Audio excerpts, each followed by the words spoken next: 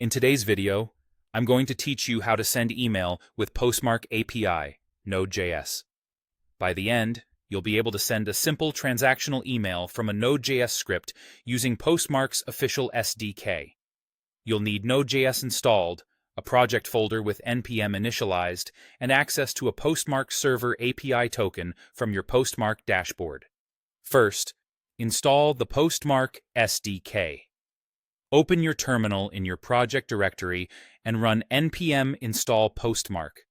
This pulls in the official library that handles authentication, request formatting, and retries for you, so you don't have to craft raw HTTP requests. Next, create a Postmark client in your code.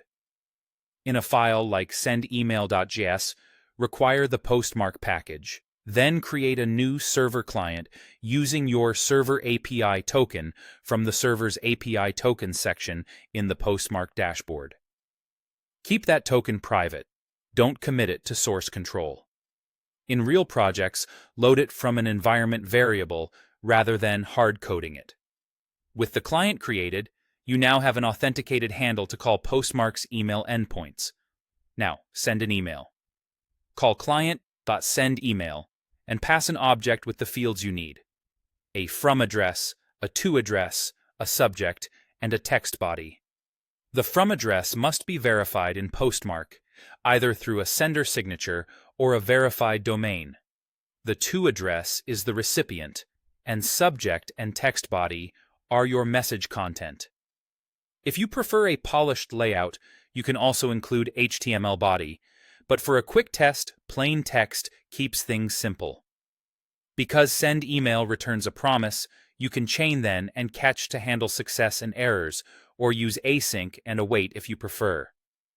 On success, log a confirmation along with the response so you can see the message's ID and status. On error, log the error object. Common issues include using an unverified from address or an incorrect API token. Fix those and try again. A couple of tips as you test. Start by sending to your own inbox to confirm everything works. If nothing arrives, check your spam folder, confirm the from address is verified, and review the activity tab in Postmark for delivery details. Also, rate limits and suppression rules can affect delivery, so read the error messages carefully. They're usually descriptive and point you in the right direction. That's it. Install the SDK, create the client with your token, and call send email with the right fields. Once this basic flow works, you can expand to HTML emails, templates, and dynamic data, all using the same client.